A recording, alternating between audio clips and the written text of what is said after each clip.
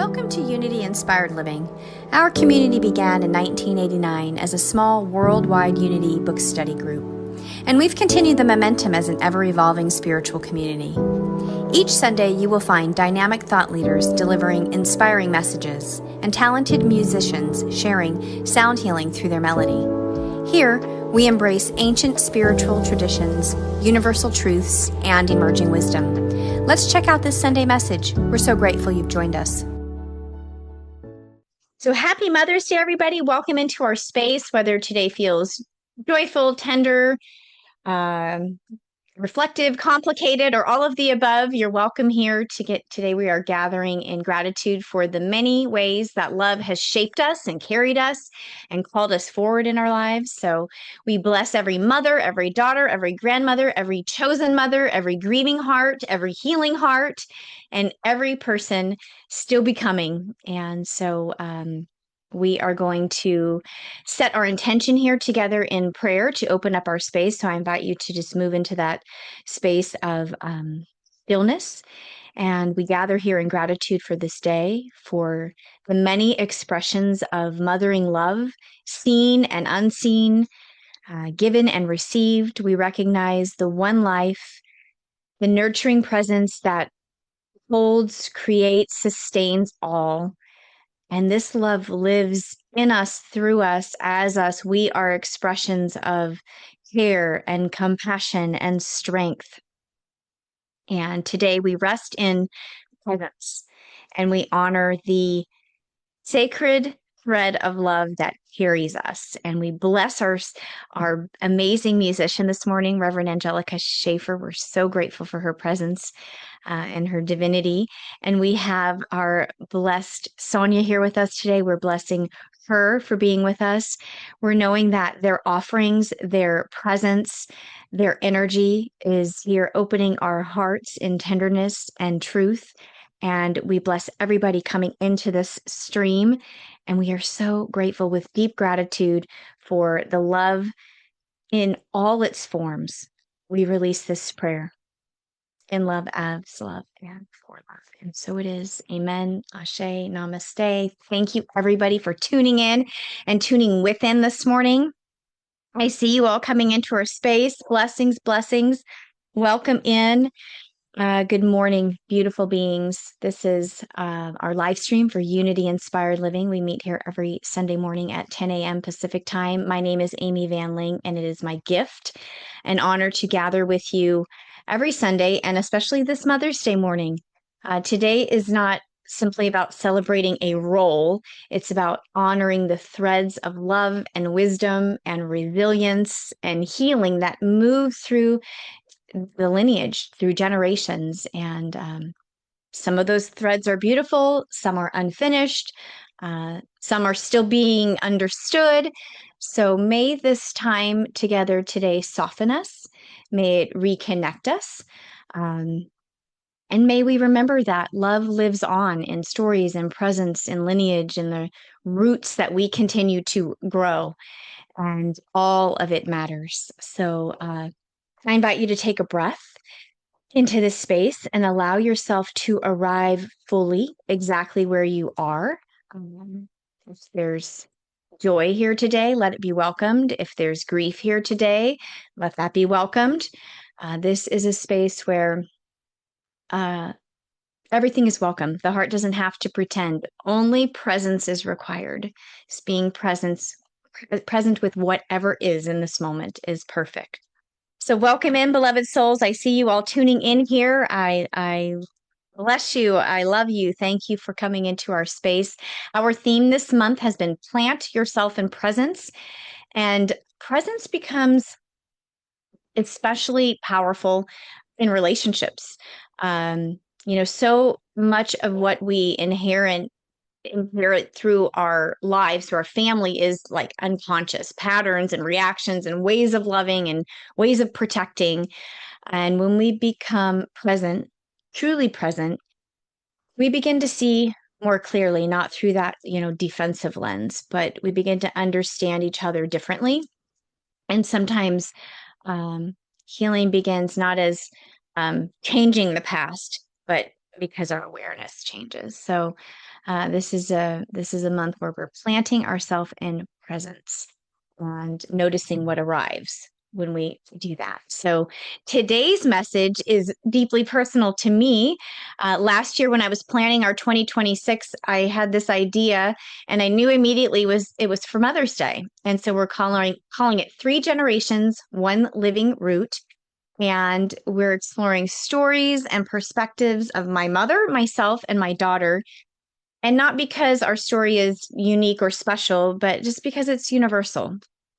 And as we move through life, there are moments when, suddenly we understand something we never understood before, or we see our mothers differently, or we see ourselves differently.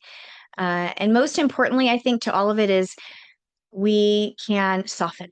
We can come to a place where we just soften a little bit. So this conversation today matters because every one of us comes from someone, from a woman, and every one of us has been shaped by love and longing and misunderstanding and sacrifice and tenderness or absence. All of it shapes us. So when we're looking at these stories today, we're looking through a lens of compassion and not judgment. And the healing begins to ripple backward through our lineage and also forward through the future lineage. So I'm just so excited about today. So I hope that today's reflections help you recognize your own story and perhaps leave you with a heart that's a little more open and expanded. So today, the message ends up being pre-recorded. My daughter is away on a vacation trip. We didn't expect that her Wi-Fi was going to be not cooperating, so we recorded it yesterday or the day before yesterday, and I'll be playing that this morning for us. So thank you for being with us. I want to introduce to you and just acknowledge how blessed we are to have this beautiful being with us this morning, Reverend Angelica Schaefer. Her music is sacred, truly sacred. She creates spaces of healing and reflection and deep presence. And you'll see her voice, her sound always invite us inward toward stillness, toward remembrance, toward connection. And so I'm so grateful that she's here with us on this Mother's Day, on a morning like this where tenderness and love are just so, close to the surface. And so thank you, Angelica, for saying yes to us and sharing your gifts because you bless us tremendously. And we also have on our screen today, I'm so excited, Sonia is with us for the first time. She is in our community flow of precious readers of our inspirational reading and our prosperity and practice. So we are so grateful for your willingness to step forward and share your voice and participate in the living a heartbeat of this community. So thank you for being with us this morning and sharing your presence with us. So I like to always begin with our mission statement so we can, always know where we are on our course. And our mission here is fostering love and wisdom, inspiring transformation, offering compassionate outreach, and embracing unity. So thank you for being on this mission with us. We are going to open with a community song. And so I'm going to hand the screen over to Angelica. She will have us harmonizing in no time. Thank you, beloved. Thank you, Amy and Sonia. So this chant is by Yogananda and it's called What Lightning Flash. And I sang this on my 50th birthday at a cliff above the river with 40 people present. And a few minutes later, a lightning storm came. So it's powerful. So this honors the mother in her powerful form and the thrill to be connected to that primal mother of creation. And Jai Ma is the Sanskrit part of the chant that means victory to the mother, victory to the divine feminine. And the words are, what lightning flash glimmers in thy face, mother. And it repeats, seeing thee I am thrilled through and through. Seeing thee I am thrilled through and through. So that's all there is to it in Jai Ma. I'm sure you can pick it up.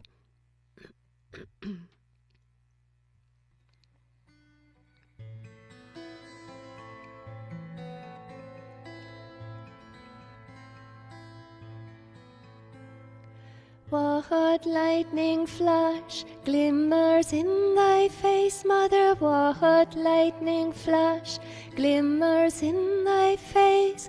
Seeing thee I am thrilled through and through. Seeing thee I am thrilled through and through. Now repeat that. What lightning flash glimmers in thy face, mother? What lightning flash glimmers in thy face? Seeing thee I am thrilled through and through. Seeing thee I am thrilled through and through. Now Jema, victory.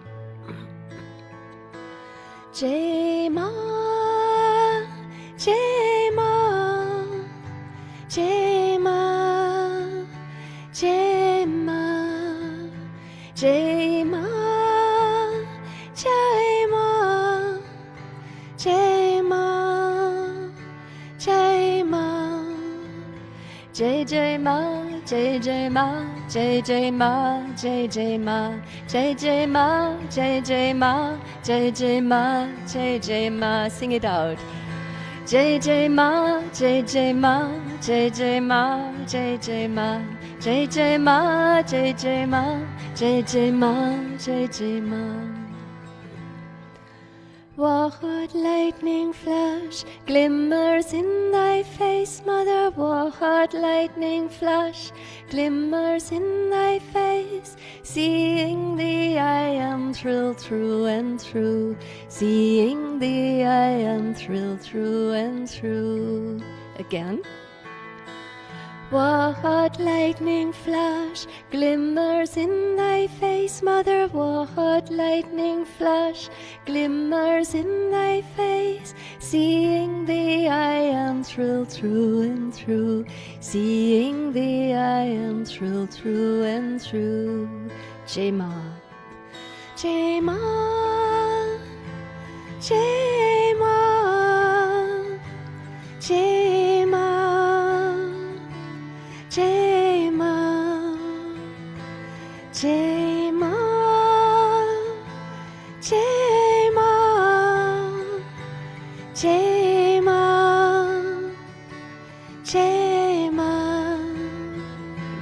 JJ Ma, JJ Ma, JJ Ma, JJ Ma, JJ Ma, JJ Ma, JJ Ma, JJ Ma, JJ Ma, JJ Ma, JJ Ma, JJ Ma, J Ma, J Ma.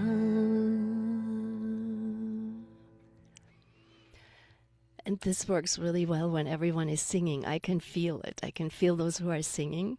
And also, I just forgot to mention the J Ma is not a gender thing. So the mother lives in everyone's heart, in all of creation, also in the men. So Yes. the mother is has power in every heart. It's just we have received different conditioning. So Mm-hmm. the Right. intention is let go of the conditioning and receive the mother as she is in everyone's heart, man, woman, child. Beautiful. Thank you so much, Angelica. That was truly beautiful, and it definitely opened the heart. Okay, I'm going to hand the screen over to Sona. She has our inspirational reading this morning. Thank you, beloved. Sonia, you need to unmute yourself. I knew I was going to do that. Oh, it's okay. Today's inspirational reading is from the Daily Word, May 11, 2025, and aligns with our theme, Plant Yourself in Presence. The tenderness of mother's love shows me the presence of God on earth. Love is a life-giving force, a tremendous power that binds all people in God. It is through this love we are all members of one family. A mother and all those who selflessly share motherly love give warmth and depth to the free-flowing love of God. There is something so pure, so warm and comforting about a mother's love. This is the love that encourages me when I doubt myself, that accepts me when the world feels cold, and that celebrates my successes and helps me shine. No matter how mother's love comes into my life, I recognize and give thanks for its divine source. As the motherly love I have felt throughout my life has blessed me, I pray those that have loved me so tenderly and fiercely feel the love of God as they have shared it so generously. From Proverbs 31:29, many women do noble things, but you surpass them all. Mm. So beautiful, Sonia. Thank you for that. Allow those words to settle gently into the heart as we go into our next song. Thank you, Angelica. Yeah. And I chose the theme, of course, mother, for the music today. But it's from all my spiritual teachers, I've learned how important it is to honor the mother. It doesn't really matter how mom was flawed or, troubled. It matters what kind of a daughter or son are we. And the mother is the first expression of the divine. So if we can honor her, I once did a puja to my mom with flower garlands around her neck. I wanted to honor her in the Hindu way. And she goes, "Oh, I thanked her for her love." And she said, "Oh, that's normal that moms, love their children." I said, "Mom, be a good goddess. Just be quiet." It was so funny. She didn't want any praise, but I honored her in this ritual. So yeah, let love and forgiveness reign. First, I'm going to combine two chants, and one is a Hawaiian earth blessing chant that I just sang in Maui when I did music for a healing retreat. And it's very powerful. And then Ancient Mother, that has the names of all the different expressions of the ancient Divine Feminine.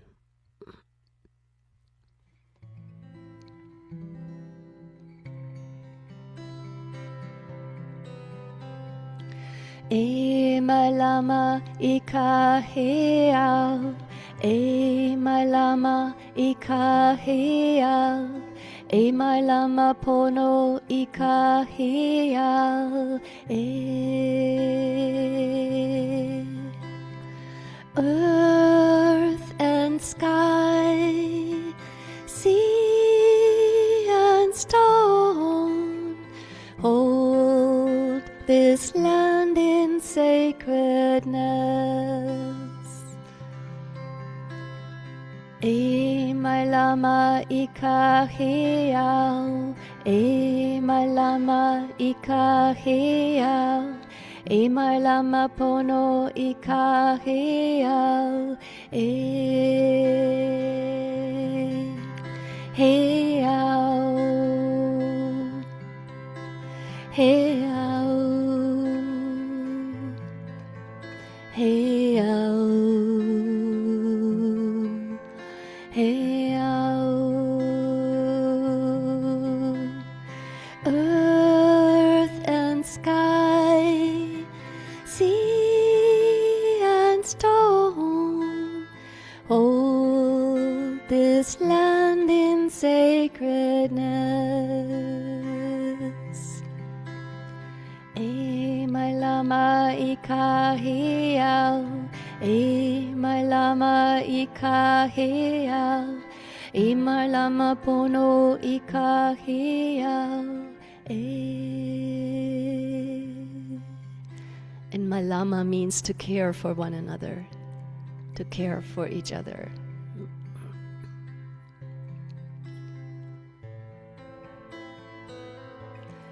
Ancient Mother, I hear you calling.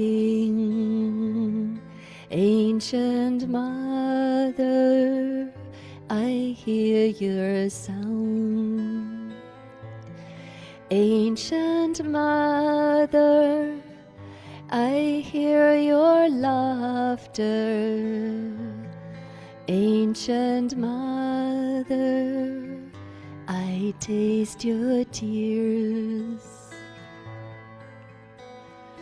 Ishtar, Siridwen, Hecate, Inanna, Isis, Artemis, Sophia, Athena, Quatilicu, Aphrodite, Mieleki, Astarte, Gaia, Saraswati, Kali, Pele, Pasave, Demeter, Parvati, Hira, Akeva, Diana, Nitapa, Chikomeko, Atalilis, Shakina, Morgana, Maya, Itzana, Meshakti, Ancient Mother, I hear you calling. Ancient Mother, I hear your sound. Ancient Mother, I hear your laughter. Ancient Mother, I taste your tears. Ancient Mother, I taste your tears.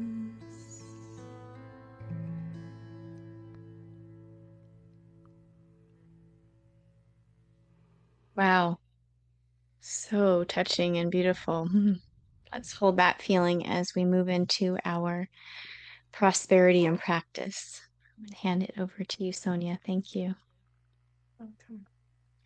Prosperity's 10 Commandments by Georgiana Tree West from the Unity Classic Library. Number 5, deal honorably with God and all. Prosperity principle. Integrity aligns us with divine flow. What we give in honesty returns in harmony. Prosperity in practice. This prosperity commandment invites us into quiet integrity. To deal honorably with God and all means we move through life with fairness, sincerity, and clean intention. In unity teaching, there is no separation between the spiritual and the practical. How we handle our agreements, our work, our exchanges, this is spiritual practice. When we are out of alignment, even in small ways, something within us feels unsettled. When we are clear and honest, there is a sense of ease, even before outer results change.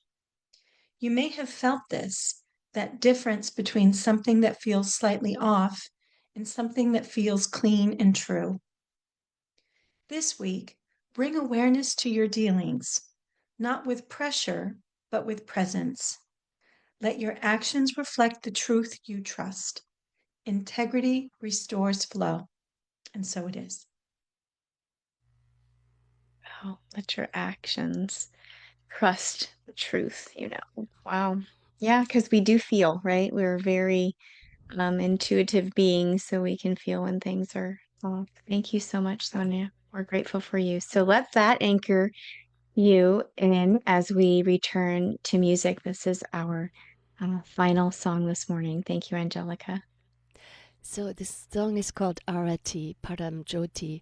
Param Jyoti is the supreme light, and Arati is an offering of our light into the big light of all that is.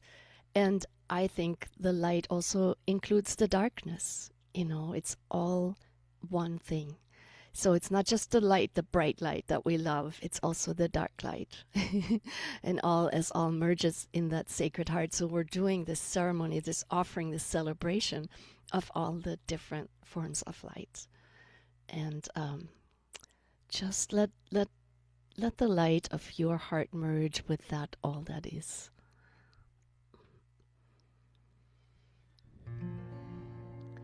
Arati Param Jyoti, Arati Param Jyoti, light of grace, eternal flame, we call your sacred name. Supreme abode beyond all space, divine mother of boundless grace, Lord of every beating heart, ocean of compassion deep, Arati Param Jyoti, dwelling in the hearts of all, lifting troubles, hearing our call, you rise within us, standing tall, Arati Param Jyoti, giver of devotion pure, gateway to liberation sure, holder of the transcendent state, universal mother compassionate, Adati Param Jyoti.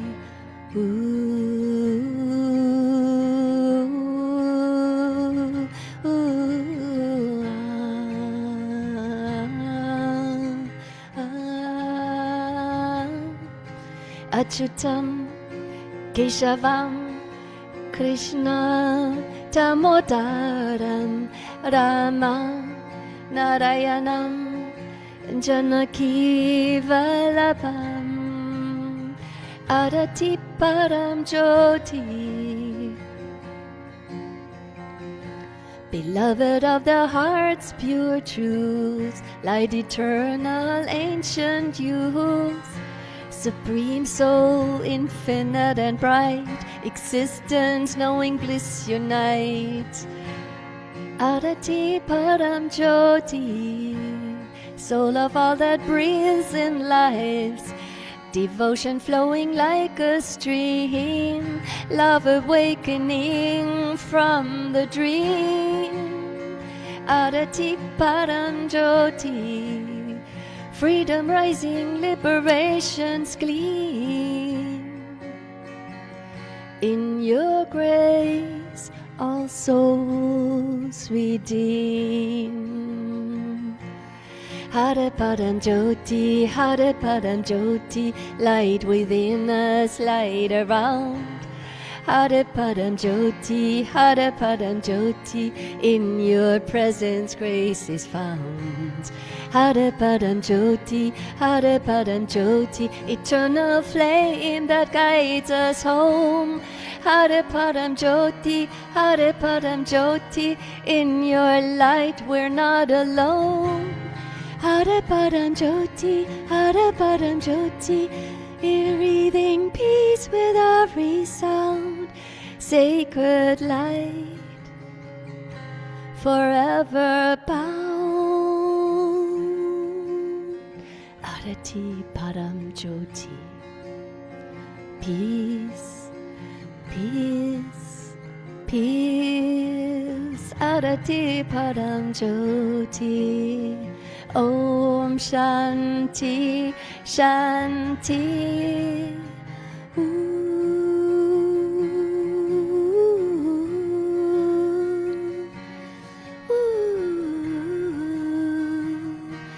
Shanti, Shanti, Shanti, Shanti.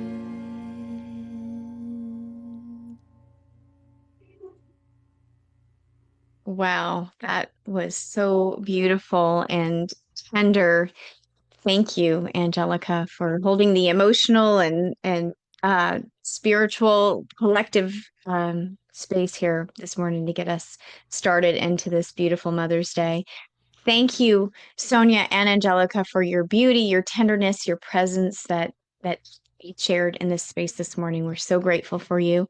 Thank you for being with us. I will bless you and say goodbye this morning and see you on this side of the live stream. Welcome in, beloveds. I see you all here tuning in with us this morning. We're so grateful to be together.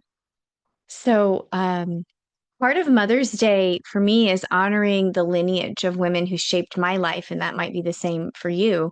Their courage, their resilience, sacrifices, love. And I think of my great grandmothers who left their homelands behind, endured hardship and adversity, and yet never allowed life to harden their spirits. And I am so deeply grateful for that strength that runs through my veins. And you might have a similar story in your life. So today I invite us each to reflect on the lineage that we come from and remember the stories and honor the healing and recognize that, every time we soften, forgive, or understand more deeply, that healing moves through generations.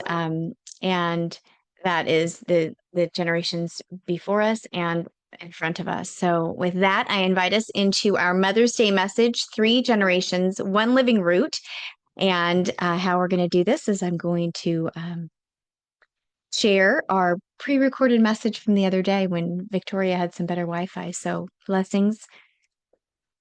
And here we go.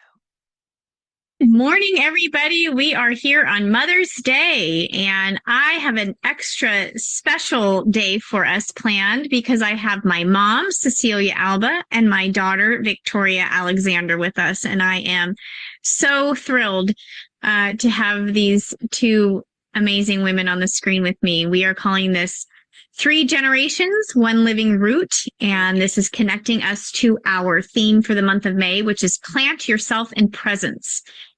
And so it is Mother's Day, and we want to invite that wherever you find yourself today, whether you are celebrating, remembering, grieving, or somewhere in between or fluctuating between all of these, you are welcome here. This space is for you. This conversation is for you. And so, as I said, this month, our theme is Plant Yourself in Presence. And if there's anything that motherhood has taught me, it's that love doesn't grow from perfection. It grows from being perfectly present with whatever is going on. And as we well know, there can be peaceful, calm moments and chaotic moments and everything in between.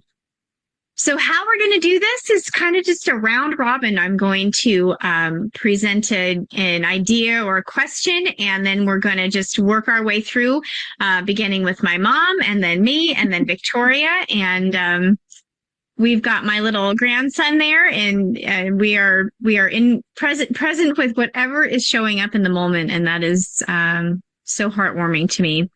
So we're going to just dive right in, and we're going to start simple, and we're going to talk about, share a moment, a story, a time when we felt love from our mother through presence. That could mean for us that we just knew we were supported. We just felt that we were held. And at whatever age, and we have not practiced this, we have not talked about any of this. So this is all going to be new for all of our ears this morning. And so we'll go ahead and I'll hand it over to you, Mom. And we're going to talk about a moment that stayed with us, a memory that we have about feeling love through presence with our mother. Okay, hi everyone. I'm Amy's mom. I'm Lucky, and I'm Victoria's grandma. And I'm Aleko's great-grandma.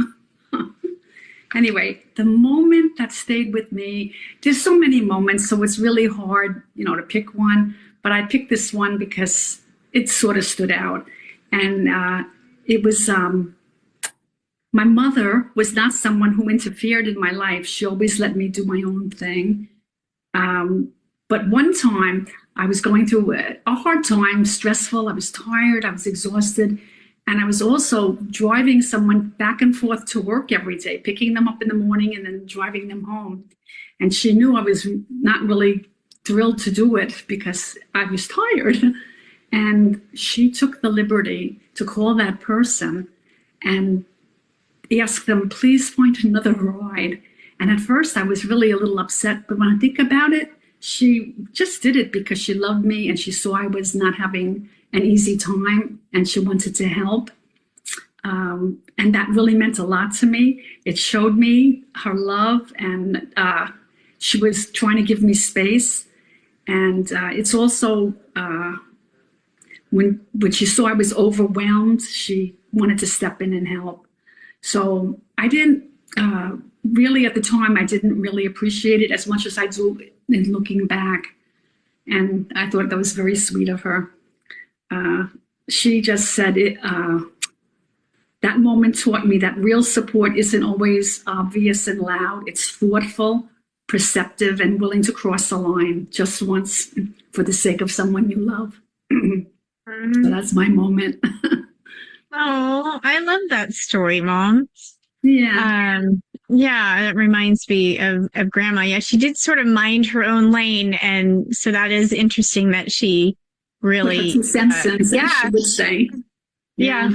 It wasn't like her, but she must have really felt compelled to be present for you. Yeah, and at first, like I said, it was annoying a little. I couldn't believe she would do that, but the person did find another ride. I remember this. I think I do remember this, and you were a little like, oh, she overstepped, right? Yeah. And so it's also a lesson for us to have the ability or the flexibility to see from different lenses. If our initial reaction is, one way, we can always reflect and say, well, maybe that this, I could look at it from a different perspective. And so thank you for sharing that, Mom. Yeah, that's what we're sharing today, so we can all really lean into our own journeys with our mothers, our own mothering, the way we've mothered others, whether you're a teacher, an aunt, mothers show up in so many forms.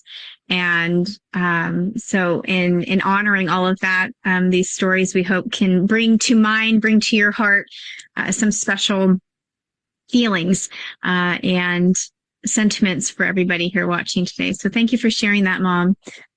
Okay, so for me,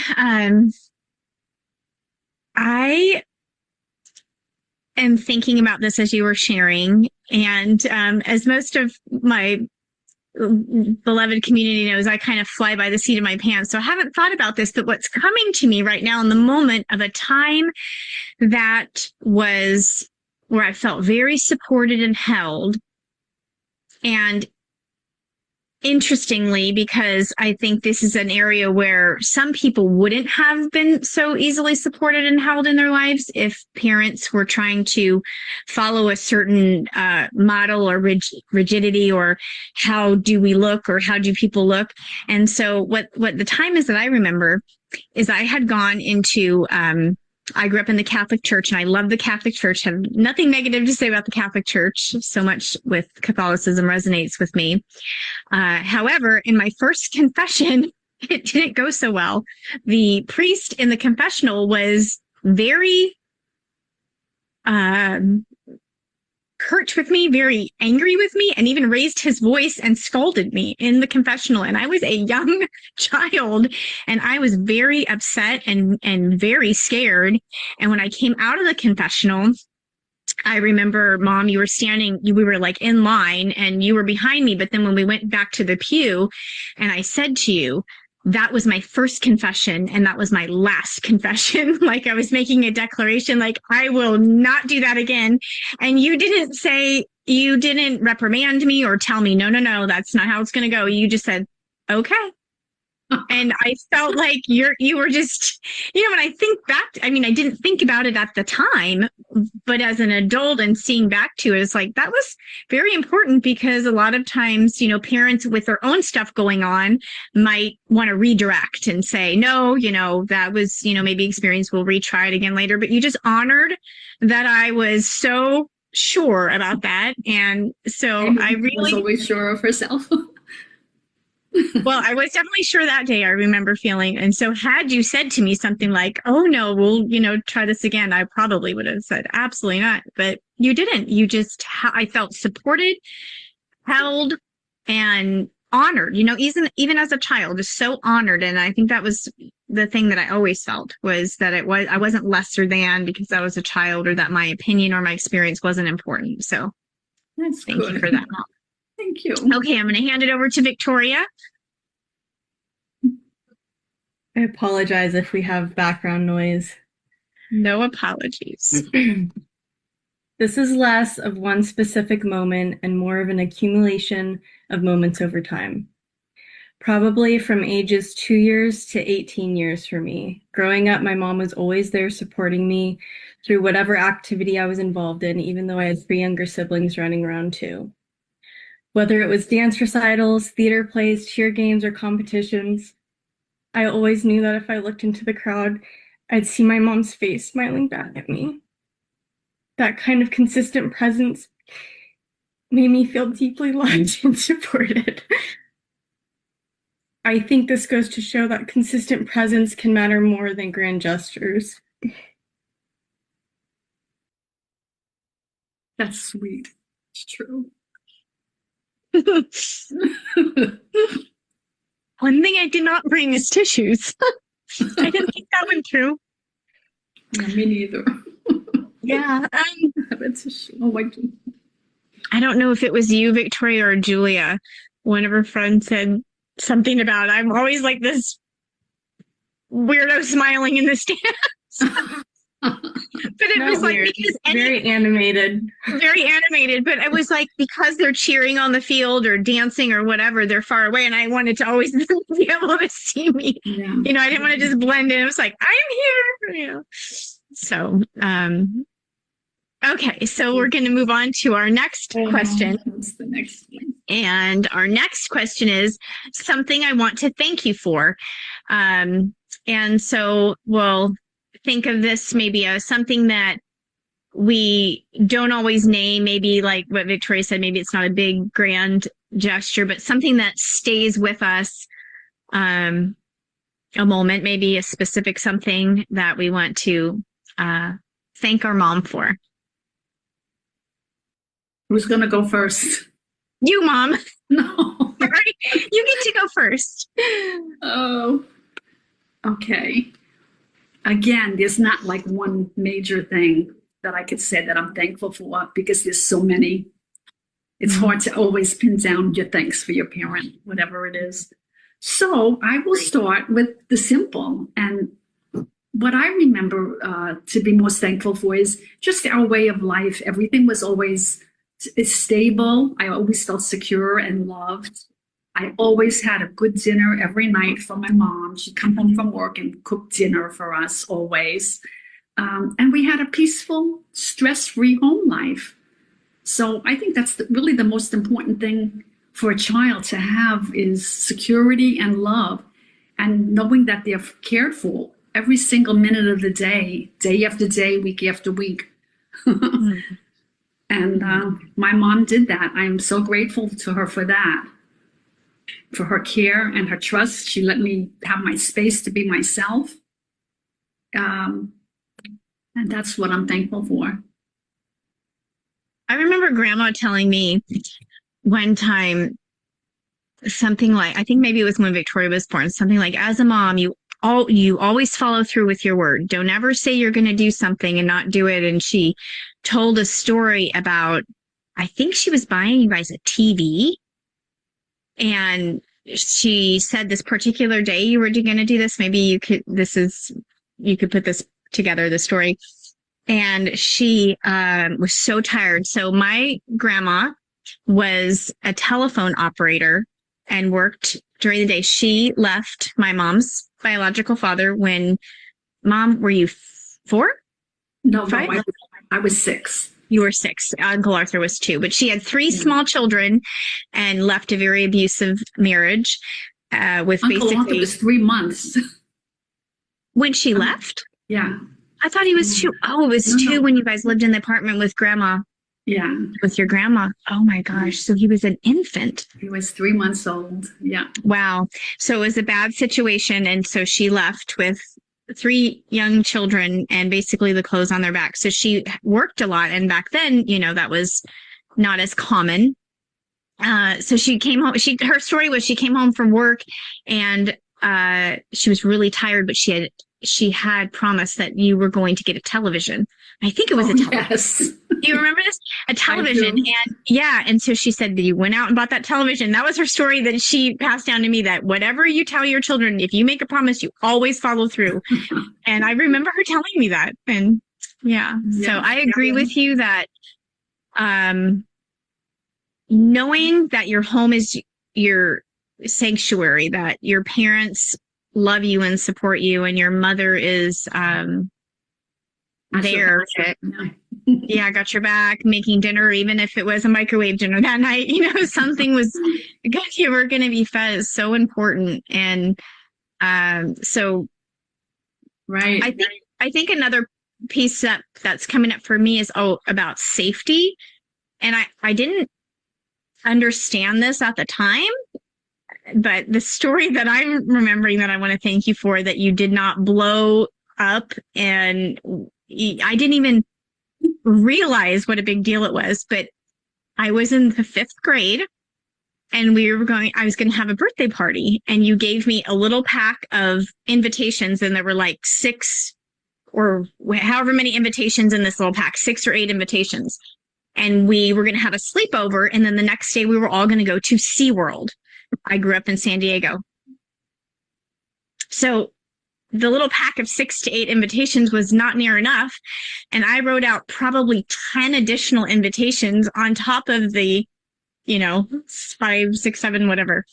So that night at the sleepover, more and more girls kept getting dropped off for the sleepover and to go to SeaWorld the next morning.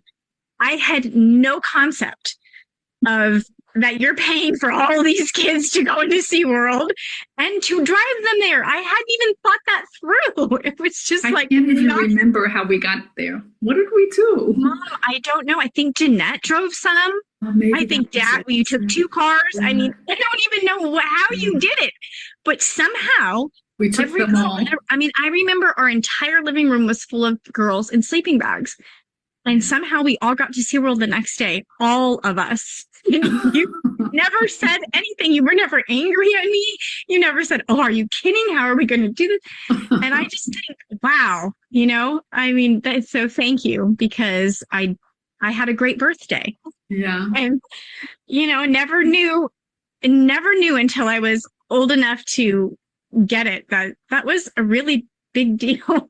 So I do remember now. Yes. Okay, I'm going to pass it over to Victoria. All right. Something I want to thank my mom for.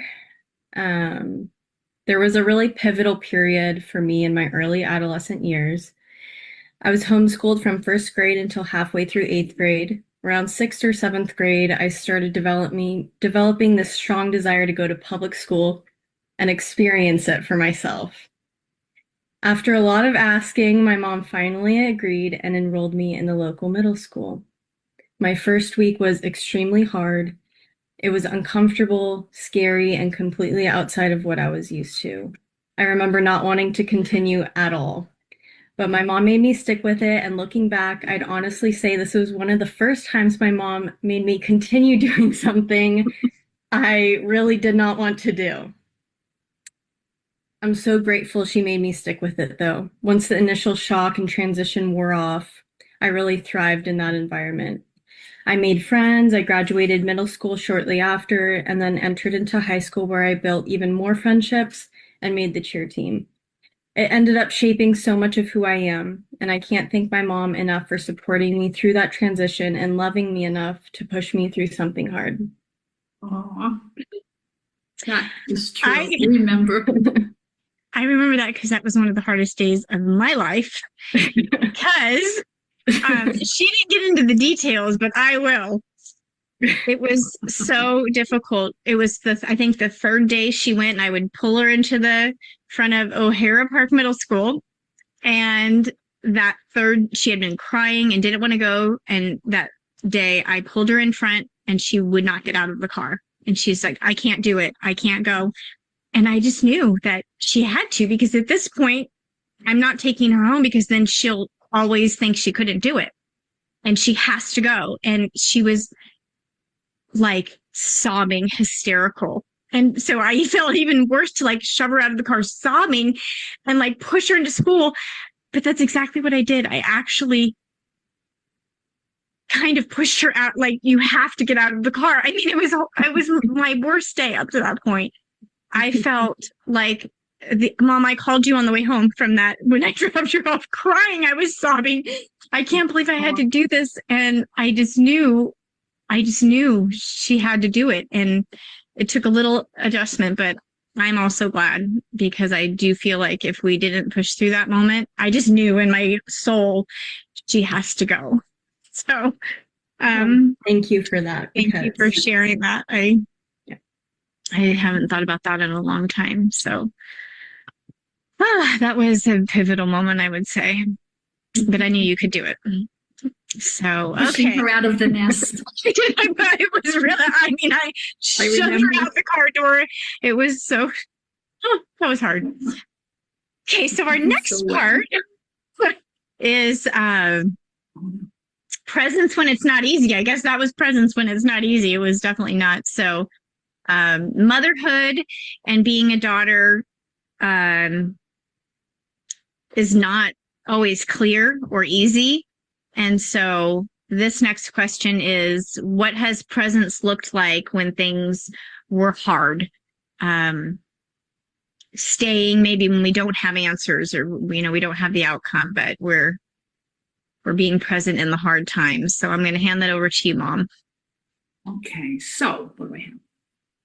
For me, presence when things were hard has been about quiet, steady support rather than words and or solutions. Even something as simple as being in the same space, cooking dinner together, or helping lighten a burden made me feel less alone.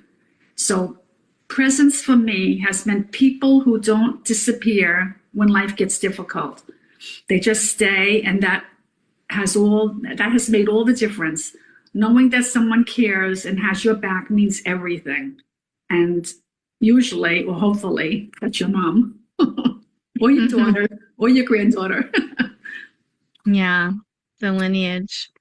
I remember Grandma picking us up at the bus stop because also my mom worked full time, so we often came home to an empty home till Mom and Dad got home from work.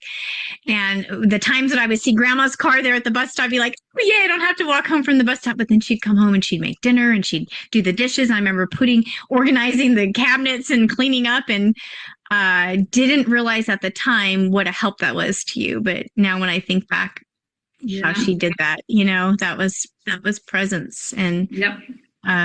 Yeah. So wow, for me, presence when you don't have the answers or when it's hard. I think you've been there through all the times. I mean, even thinking back to when I was young in high school and having breakups, broken heart, just sobbing in bed, and I can't go to school, so you'd call me out sick, because I was like an emotional breakdown. And then, of course, more recently with Mitch's accident, and just, none of us knew what to do or how to get through, but, just having you there. I remember not being able to really function or think or get out of bed, and you would just bring me eggs and bring me a smoothie, like, you need food. And I was just like, I can't eat. And just those little things, like you said, to show up, so vital. And so thank you, Mom, because you have always been there for me, no matter what. And always will be. The good, the bad, the ugly, and the joy. Yeah. Thank you. Okay, I'm going to hand over to my sweet daughter and my baby boy. Right. Ready? Excuse me. I'm going to do our best here. To me, even when there are no words, presence can look like a hug, a back scratch, a head rub, or some form of physical touch. Growing up, my mom always comforted me through small acts when things got hard. There was always a sense of I'm here with you, even without needing to say much.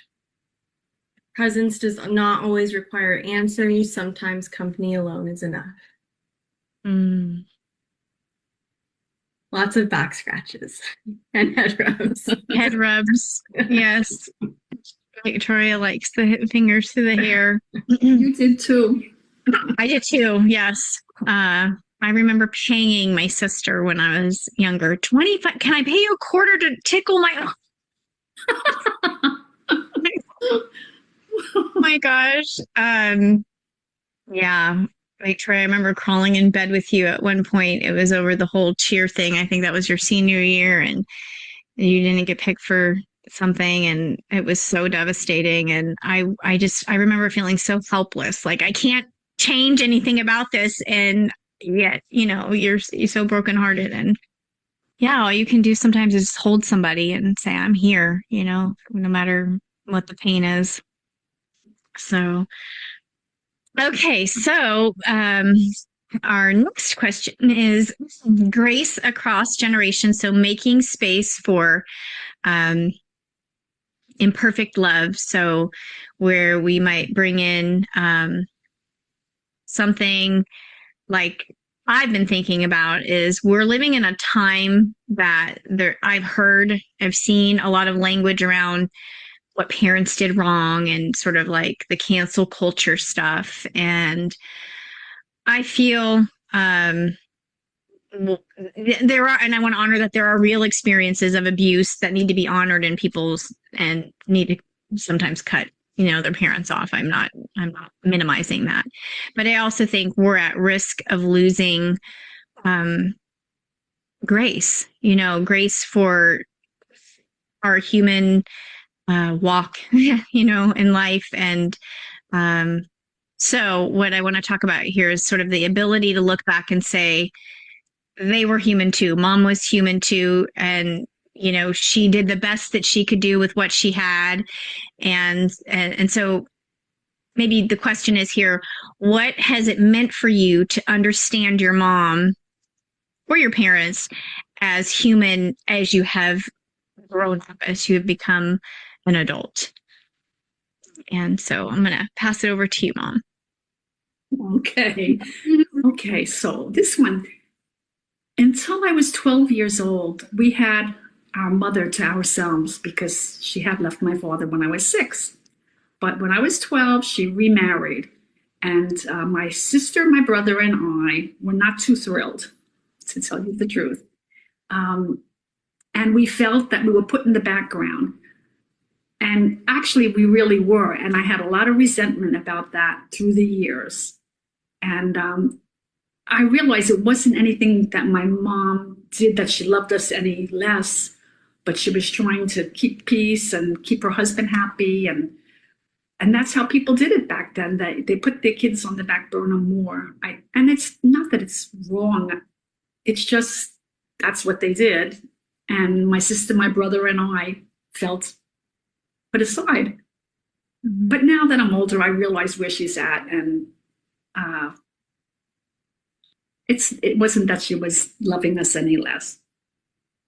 So that was my thing. Yeah, it can be true. It can be true that she put you on the back burner and that hurt. And in many ways, she chose her husband. And she did say at the end of her days, she said, I wish I had done things differently back then, she said. And that, really healed a lot of my resentment too, because I accepted her more as human and just her generation was more like that. So I forgave her.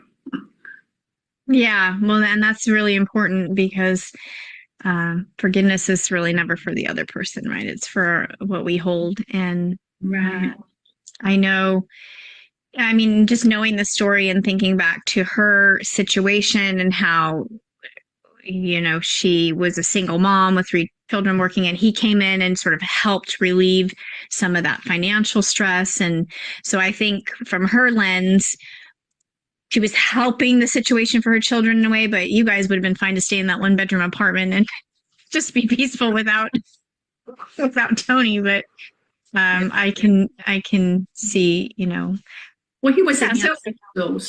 Oh, he was.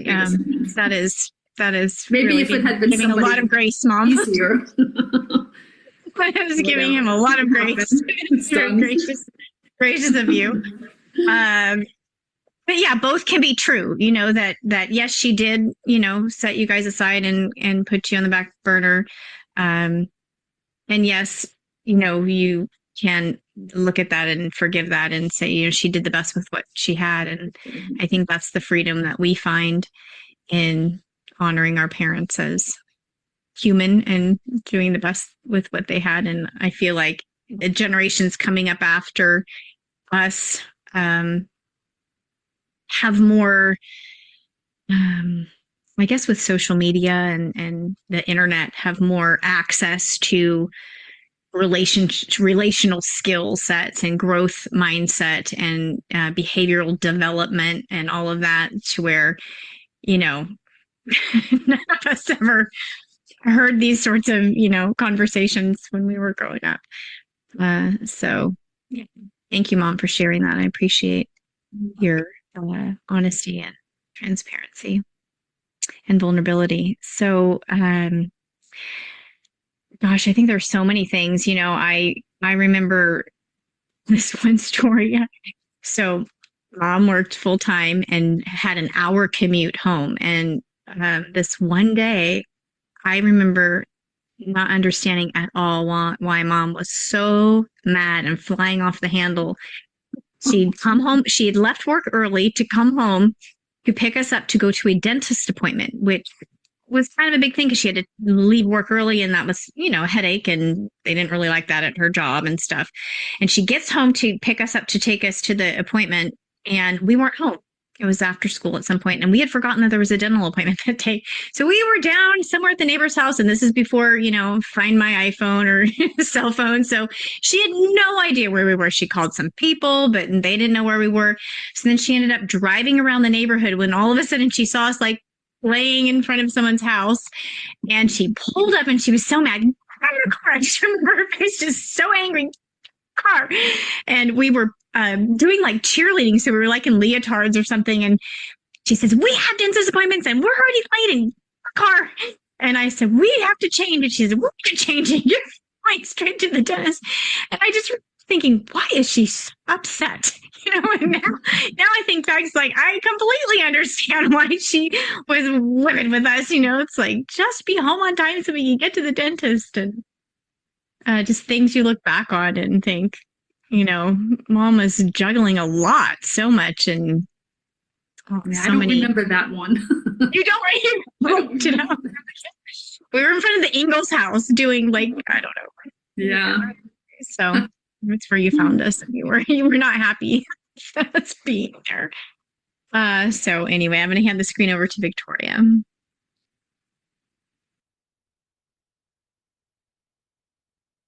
I remember when I first had the realization that my mom is just a person going through life for the first time too. That realization was actually really profound for me because as a child, I think I held my parents to this expectation of perfection. Once I truly understood that she was figuring things out as she went too, I created a lot more grace and understanding in me. It softened things. It made me realize that parents are not meant to be perfect people. They're just people trying their best while carrying things we often do not fully see or understand as children. Understanding someone's humanity creates space for grace instead of perfection. Yay, thank you. Now, of course, I'm wondering, what was that time when I was so human? Well, I think it was just like a phase, like something clicked, like it's just a realization. Mom doesn't know everything. Mom's just a person too. Mom, you had a moment like that with your mom. I did actually.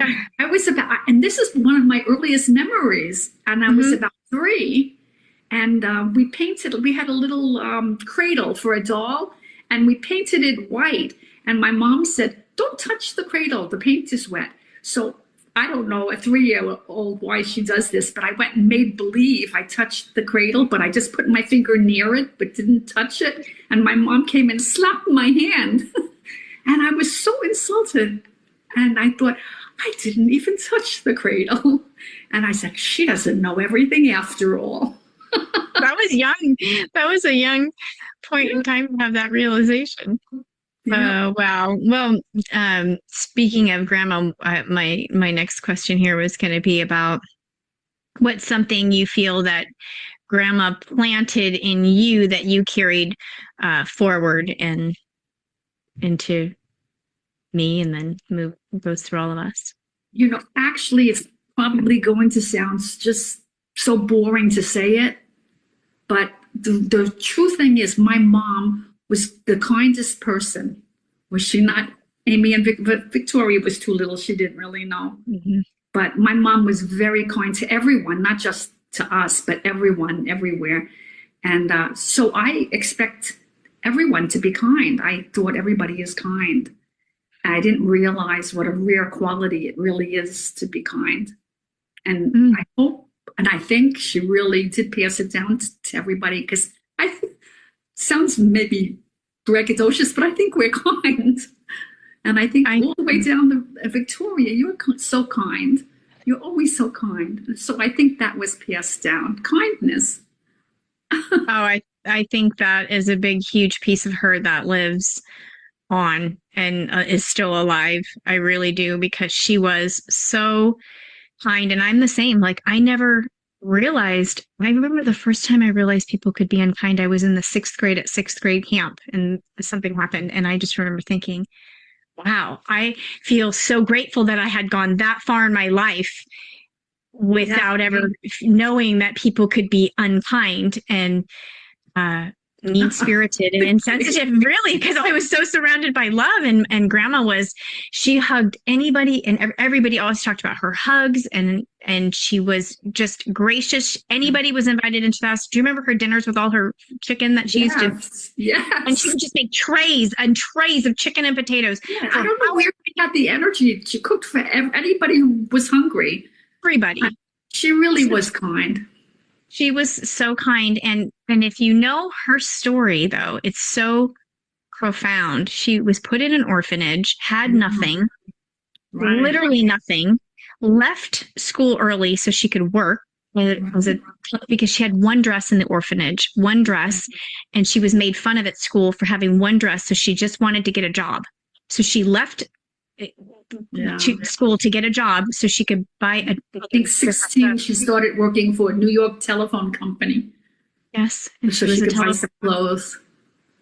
Yep. And she was, yes. And then her stories about being a telephone operator when they would go on strike. And she couldn't go on strike because she had this is when she was a single mom, 3 small children. And if she went on strike, she didn't get paid. So they would treat her so horribly. I won't even repeat the things she told me that they did to her at her switchboard. Because back then the operator had the switchboard where they had to take the, I don't even know what you call them, but the wires and put them in. And she told me about how mean things they would do when she had to walk across the picket line and stuff. And so to think of her life and how kind she always was through her adversity is wonder. Yeah. You would think she'd have a bitter chip on her shoulder or something, but she did not. No. Oh, yeah, she was a good one. My mom was a good one. She was a great grandma. I am so grateful that I had her. And my dad's mom, I didn't ever really know that well, but a couple of times when she came to visit us in California from Florida. She was a good one too. She was a good one too. She taught me how to make fudge and do my nails and curl my hair. Yes, she did. I remember that. So, okay. So, wow. Yeah. Grandma, I do strongly believe that she lives on in that way with all of us, even the kindness. Like I had Athena this morning. Yeah. My granddaughter too. Yes. That's what I was going to say. She's so kind, even we're out doing things today and she's just so kind. Aww. Like a very gentle spirited, kind heart. And so I'm grateful that lives on in our family from grandma. I do believe that too. She passed that down to everyone. Okay. So, is this our final question? I think this is our final question here. And this is about letting go, learning to let go.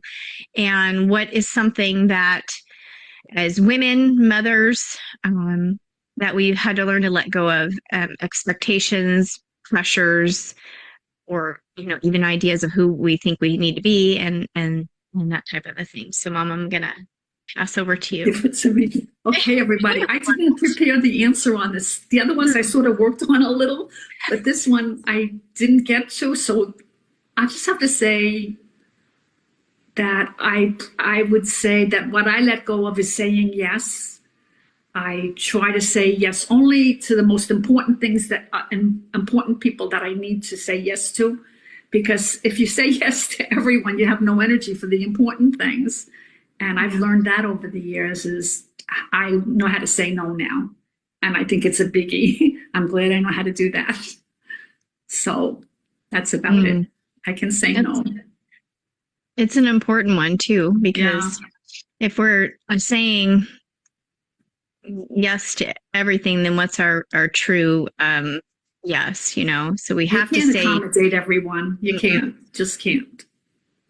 Yeah, we have to say no to make room for the true authentic yeses that we want to choose in life. Yeah. So that's a great learning to let go. For me, as a mom, I would say it was definitely perfectionism. I, at some point, had to, somewhere between Nicholas and Julia, those are my two youngest, had to come to terms with that perfectionism was really more feeling my joy sometimes than, adding to anything because, part of being a mom is really growing with your children. And I just remember having this real epiphany moment one time, and Julia was pretty small, and she was sewing on my sewing machine, making something for her guinea pig, like a blanket or an outfit or something. I don't know, something on the sewing machine. And I remember just thinking, yeah, whatever, just cut whatever fabric you want, you do it however you want. And that would have been completely opposite with Victoria. We would have had a planned, design, like thing, it would have been way more perfect. And I would have been over her, like guiding it. Not that it's wrong or bad, but just different energy, right? And so with Julia, I was just like, okay, whatever. I remember listening to a podcast at the time because I was folding laundry while she was making this rodent bed or something, and listening to this podcast that was like dropping F-bombs. And I remember her every little while, she'd turn around from her sewing machine and look at me like, that was a bad word.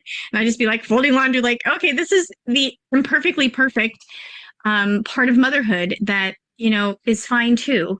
And that took a long time for me to get to that, to feel confident, I guess, in that this is okay too. It doesn't have to be the perfectly designed pattern that I got all the exact right fabric pieces for. Not that that was bad, because it was fun too. But at some point you have to, like, kind of with your, you have to say no sometimes. You have to let go of some of the perfectionism to make room for everything. And I mean, I feel many ways like with Victoria that I grew up with her being my first oldest child, and with the internet and social media and cell phones coming in when she was young adolescence. I knew nothing. She ended up knowing more than I did. So I was trying to keep up with her. So I think that too, just changes like that, like being able to say we're growing together, and, we're human together and navigating this life. And it's funny because you're really a mom for such a short time where you're a little child. And then for the rest of your life, you're friends, you grow into a friendship. And so that base, that foundation you create there, I think it's so vital. So I will say, Mom, that I feel like our foundation that you created for me as a child, being so loved and honored and given the space to be myself with unconditional love, was so vital to my upbringing and who I am. So thank you. And you're welcome. So I will hand over to Victoria. Well, I think your answer, Mom, was a segue into mine. This one feels vulnerable and honestly still a little uncomfortable for me because I think I'm actively working through it in real time. I'm learning to let go of the expectation I've placed on myself that I need to handle every situation perfectly 100% of the time in order for my children to feel loved by me. And that's a hard thing to sit with because as a parent, you care so deeply and want to get everything right. But I'm slowly learning that perfection is not actually what children need most. They need love, consistency, safety, repair, and connection. So I think you sharing about how you kind of experience that same thing with, like, wanting to have everything be perfect. I'm in that right now. Yeah. And which isn't surprising because you were raised by me during that period of my life, right? So as we know,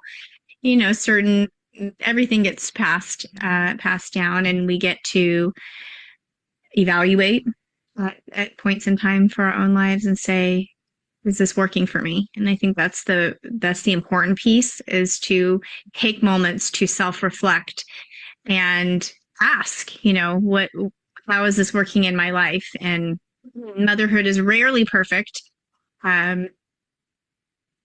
rarely perfect, and yet um, somehow we think it's supposed to be, and it doesn't require perfection to be real and raw. And I think you've said many times, Mom, if you just know you're loved, if you just know someone loves you unconditionally, and it's everything, whether you have the perfect pattern to sew or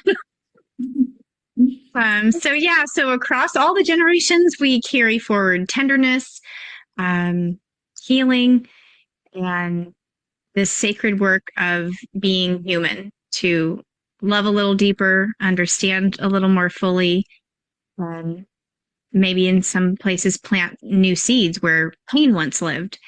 And so today we are honoring mothers, mothers who come in all forms, who nurtured us well, also the courage that it takes to grow, to forgive, to heal, to begin again. A lot of times in motherhood, we face that with our own mothers. We did. So much of this is about not getting it perfect, and it is about being willing to grow. And so we hope that today brings gratitude and joy and reflection, and healing, and maybe a mixture of all of it. So knowing that motherhood in all its forms, um, and mothers come in so many forms. I want to honor that. They're aunts and teachers and stepmothers, and so many mother figures in our lives, and they bring something deeply nourishing, nurturing, and human to all of us. And we've been shaped by these mothers and mother figures. So we want to wish everybody a beautiful day, and wherever you find yourself. Yes, wherever you find yourself today. May you allow this moment to soften your heart a little bit more, because love grows best in presence, when we plant ourselves in presence. So thank you for being with us today. This was very special for me. And I hope that some things that came out today in our conversation touched you, healed you. I know women carry women carry stories through the generations. They carry wounds and hopes, lessons, limitations, love that goes on and on and on. So we honor each and every one of you today and send you love and peace and blessings. Thank you for being with us today. Happy Mother's Day.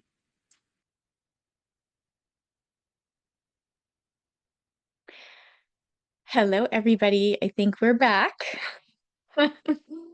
I have not shared a video before. I was telling Jan this morning, I think that in all the 6 years we've been live streaming, that is the first time we did not have a live talk.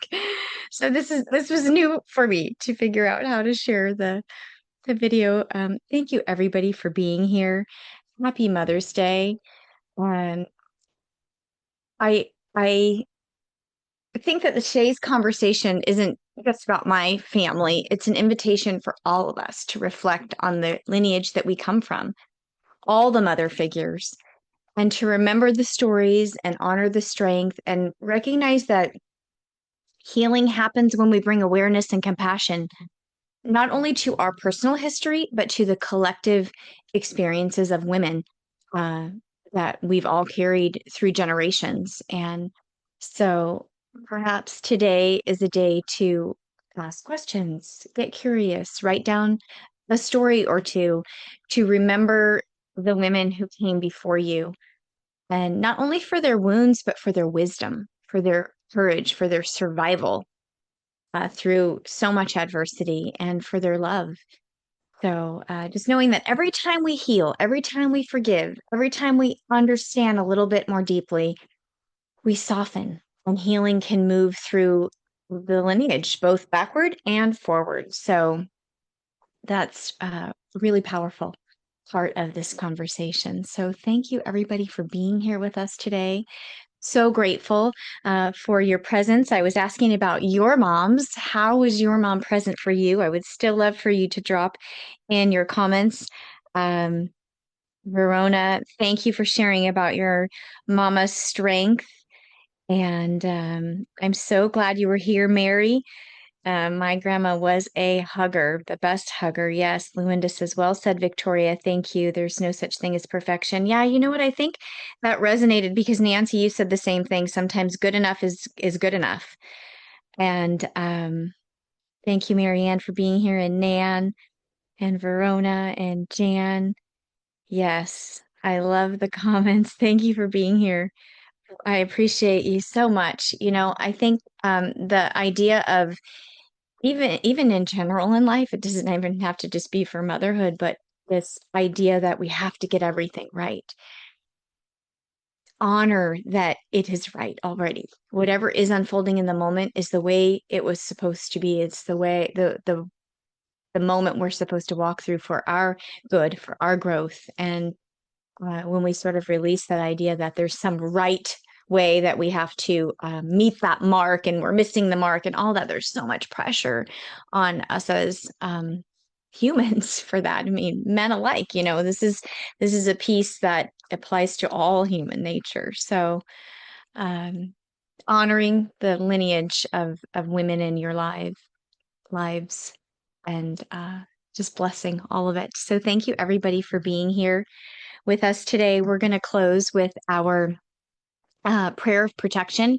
I like to always mention that this prayer is intended as a benediction, a blessing spoken over you. So not just simply words we're reciting together, but a truth that we affirm, knowing that you're held, you're guided, and you're never alone as you go forth from this space. So I'm going to share our prayer of protection on the screen here.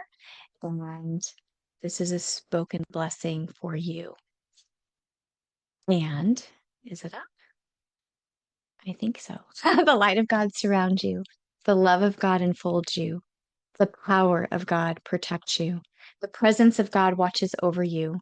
The mind of God guides you. The life of God flows through you. The laws of God direct you. The peace of God abides within you. The joy of God uplifts you. The strength of God renews you. The beauty of God inspires you. And wherever you are, God is, and all is well. Amen. Thank you, everybody, for being here on this special Mother's Day. And I wish you a beautiful day. And I know that you are shining on out there in the world. I love you all dearly. I will see you same time, same place next week.